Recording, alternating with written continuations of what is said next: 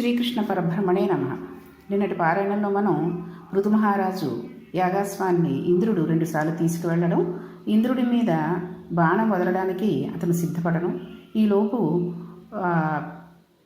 పాషాండ మతవ్యాప్తి జరుగుతున్నట్టుగా ఎంతోమంది అనేక మంది ఆ వాటి వెంపు వెళ్ళిపోతూ జరుగుతుండటంతో ఇక ఇంద్రుడితో స్నేహం చేసి ఈ పాషాండాలని కూడా తుదముట్టించి నీవు ధర్మపరంగా ప్రవర్తించాలి అని చెప్పేసరికి అతను ఇంద్రునితో స్నేహం చేయడానికి చేశాడు. సత్యం కాబట్టి వైదికమైన ధర్మ ప్రచారం మెల్లగా జరుగుతుంది. అసత్యం చాలా ఆకర్షణీయంగా ఉంటుంది కాబట్టి అసత్య ప్రచారం చాలా తొందరగా జరిగిపోతుంది. కాబట్టి పాషాండుల మీదకి బాణం వేయవలసి వచ్చింది. చూడండి, ఇప్పుడు కూడాను కొన్ని మన దేవాలయాల్లో అనవసర ప్రచారాలు జరుగుతున్నాయి అని కూడా వస్తూనే ఉంటుంది. అది ఆ రోజుల నుంచే మొదలైందన్నమాట. అప్పుడు పృథు మహారాజు శ్రీవారి పాదపద్మములను బట్టి, మహానుభావ, నాకింతటి ఉపకారం చేశావు. నీ దర్శనం చేత నాలో ఉన్నటువంటి అజ్ఞాన రాశి దగ్ధమైంది. నాకు దర్శనమును కటాక్షించి ఇంత జ్ఞానబోధ చేసినటువంటి నీకు ఏ విధముగా పూజ చేయగలను అని అడిగాడు.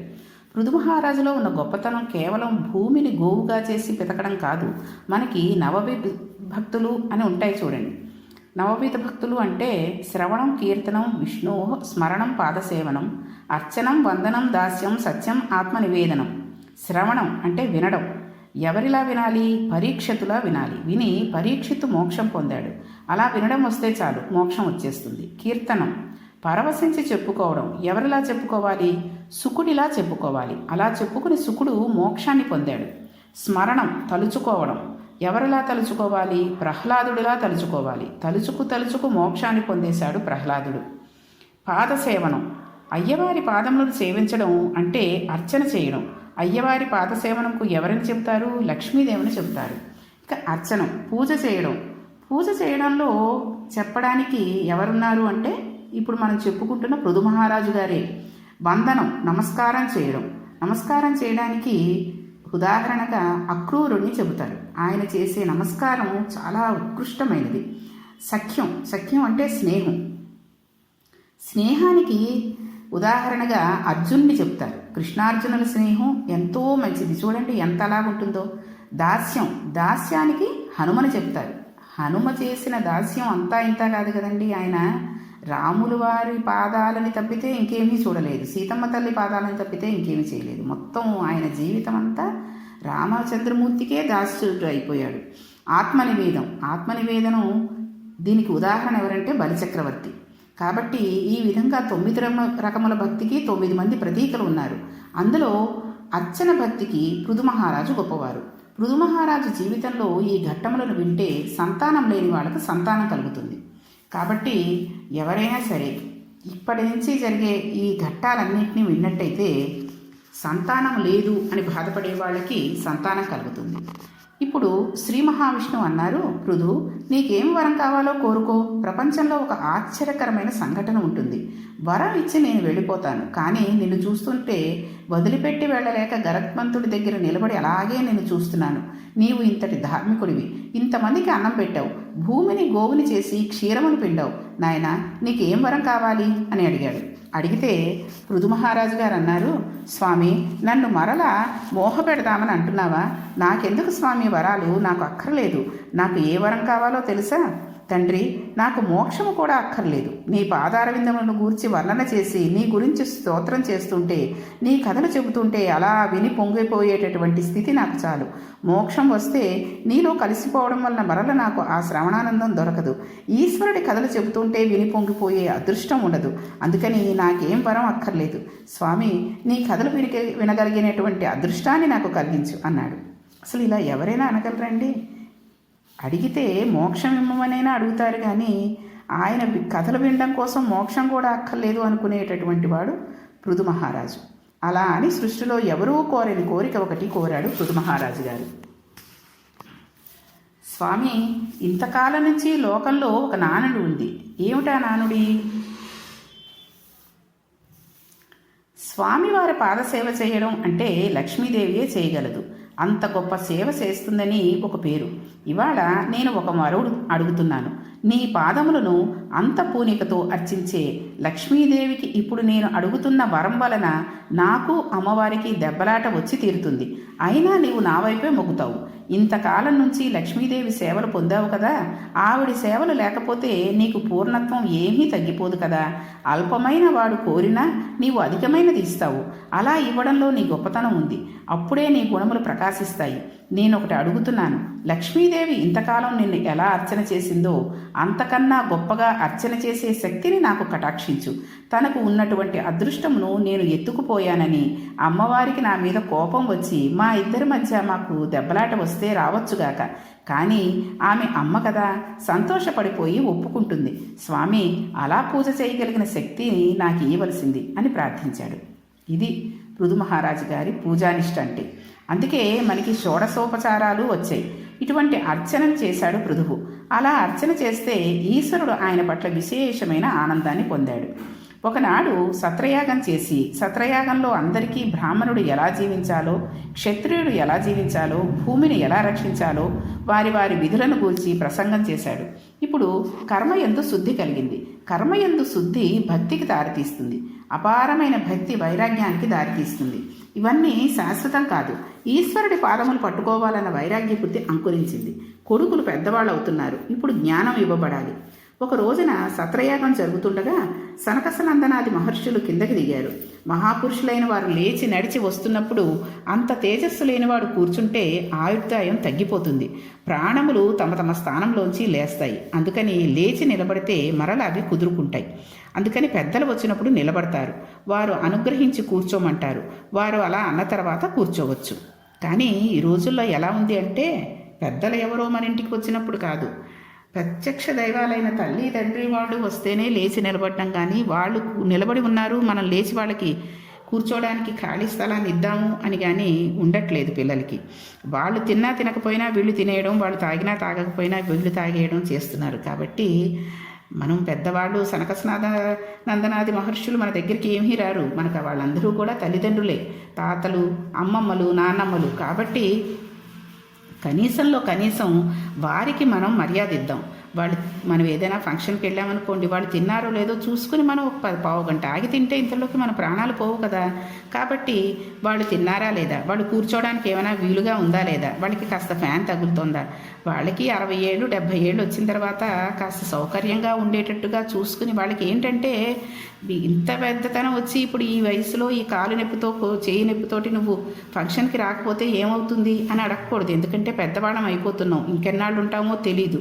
ఒక్కసారి మన వాళ్ళందరినీ చూసుకుందాం అనే ఆశ జీవితం అయిపోయే స్థితిలో వృద్ధాప్యం వచ్చేస్తున్నప్పుడు అనిపిస్తూ ఉంటుంది. కాబట్టి ఏదో ఒక సౌకర్యాన్ని వాళ్ళకి, ఒక కారు మాట్లాడో లేకపోతే ఇంట్లో ఉంటే కారులోనో జాగ్రత్తగా తీసుకెళ్ళి, ఇదిగో ఇలా వాళ్ళకు ఒక దిండు కావాలంటే దిండు ఏదో తీసుకెళ్ళి ఒకసారి అందరినీ చూపించేస్తే వాళ్ళకి తృప్తిగా ఉంటుంది.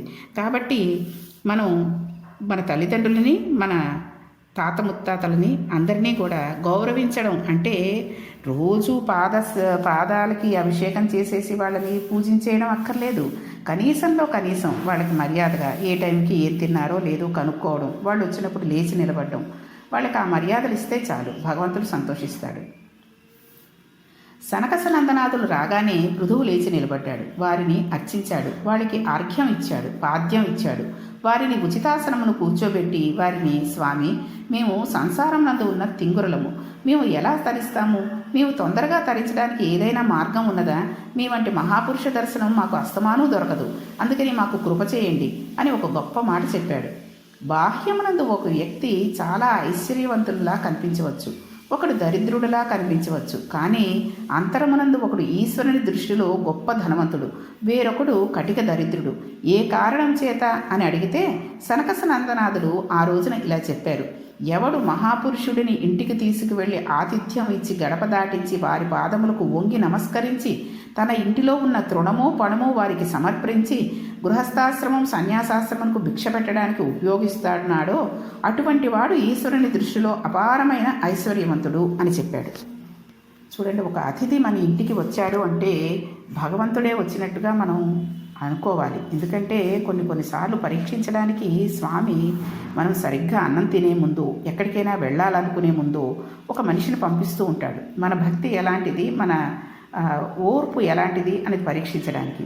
ఆ సమయంలో మనం కనీసం అప్పుడప్పుడు వండి భోజనాలు పెట్టక్కర్లేదు. వచ్చిన వాళ్ళని కూర్చోమని మన పనిని కాస్త వెనక్కి వేసి, అది ఏముంటుందండి, ఎక్కడికో వెళ్ళాలి అనడానికి ఆయనే మన ఇంటికి వచ్చేసినప్పుడు మనం ఇంకా ఆయన దర్శనానికి ఇంకో చోటికి వెళ్ళడం ఎందుకు? కాస్త కాఫీయో ఇది ఇచ్చి కుశల ప్రశ్నలు అడిగి, ఏమంటే తయారై ఉన్నారేంటి అని వాళ్ళే అడుగుతారు. ఇలా ఫలానా చోటికి పెడుతున్నామంటే ఓ 10 నిమిషాలు కూర్చొని వెళ్ళిపోతారు. అంతేగాని వచ్చాడ్రా బాబు, సరిగ్గా బయలుదేరే ముందు వస్తాడు ఈయన అని మనమే అనుకుంటే మన పిల్లలు మనం వెళ్ళినప్పుడు వాళ్ళ ఇంటికి వాళ్ళు అలాగే అనుకుంటారు. కాబట్టి సనకసనందనాథుకు ఆతిథ్యం ఇచ్చి ఇప్పుడు పృథుమహారాజు గారు అంతరమునందు ఇప్పుడు కోట్లకు పడగలెత్తారు. వాళ్ళు ఇంకా ఇలా అన్నారు, గృహస్థాశ్రమంలో ఉండి చాలా కాలము పాపకర్మయందు మగ్నుడై ఈశ్వరుని వైపు తిరగనివాడు జీవితం తరించడానికి చేయవలసిన మొట్టమొదటి పని ఏమిటో తెలుసా? భగవంతుని పాదములు పట్టి నమస్కరించగలిగిన నిపుణత కలిగిన ఒక మహాభక్తునితో స్నేహం పెట్టుకో. నీవు వారి ఇంటికి వెళ్ళినా, వారు నీ ఇంటికి వచ్చినా ఆయన ఎప్పుడూ ఈశ్వరుని గురించే మాట్లాడతాడు. ఆయనతో కూడిక నీ జీవితంను మార్చి నిన్ను ఈశ్వరుడి సేవ వైపుకు తిప్పేస్తుంది. భాగవతులు మనస్సును ఈశ్వరుడి వైపుకు తిప్పేస్తారు. నీటి ఒడ్డున మొలిచిన గడ్డి నీటిని లాగేసినట్టు ఇప్పటి వరకు ఇంద్రియములు కాలమునందు ఉన్న సమయమును లాగేశాయి. ఇప్పుడు ఈశ్వరుని వైపు తిరిగి సమధమాది భక్తి, సంపత్తి, వైరాగ్యము కలుగుతాయి. మెల్లమెల్లగా భగవంతునితో అనుబంధమును పెంచుకునేలా చేస్తారు. కాబట్టి పరమ భాగవతులతోటి స్నేహము, వారిని ప్రశ్నించుట, వారితో బాంధవ్యము కలియుట, వారిని అనుసరించుట, కలిసి తిరుగుట, ఇవి నిన్ను ఉద్ధరిస్తాయి. నీకు ఎన్నో గ్రంథములు చదివితే తెలియని విషయములు ఒక మహాభక్తునితో కూడి ఉండడం వల్ల నీకు తెలిసిపోతాయి. వారు సిద్ధాన్నము వంటి వారు. అటువంటి వారితో కలిసి తిరిగి సంబంధం ఏర్పరచుకుంటే ఆ భక్తి క్రమంగా నిష్కామయోగమునకు దారితీసి వైరాగ్యం కలిగి ఉన్నది ఈశ్వరుడు ఒకటే. అంతటా ఇన్ని పదార్థములుగా కనబడుతున్నవి వాని నామరూపముల చేత అనేకములుగా కనబడుతున్నాయి, కానీ ఉన్నది బ్రహ్మం ఒకటే. ఉన్న ఒకే మట్టి అన్ని పాత్రలుగా కనబడుతోందన్న అనుభవం లోపల సిద్ధించి ఆ జ్ఞానమునందు నిలబడిపోయిన తర్వాత ఘటము పగిలిపోతే కుండలో ఉన్న ఆకాశం అనంతాకాశంలో కలిసినట్టు నీవు మోక్ష పదవిని అలంకరిస్తావు అన్నారు.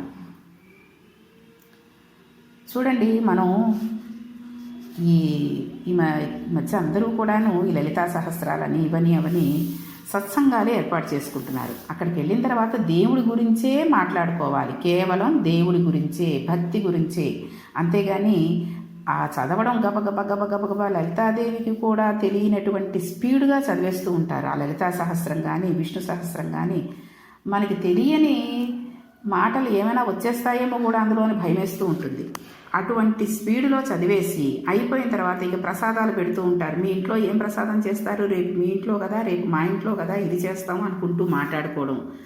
ఈ వస్తువులు ఎక్కడ కొన్నారు, ఈ చీర ఎక్కడ కొన్నారు, ఫలానా వాళ్ళ అమ్మాయి ఇలాట కదా, ఫలానా వాళ్ళ అబ్బాయి ఇటు కదా అని ఈ ఆకాశరామన్న కబుర్లును అక్కర్లేని చెత్త కబుర్లు మాట్లాడుకునేయడం చాలా తప్పు.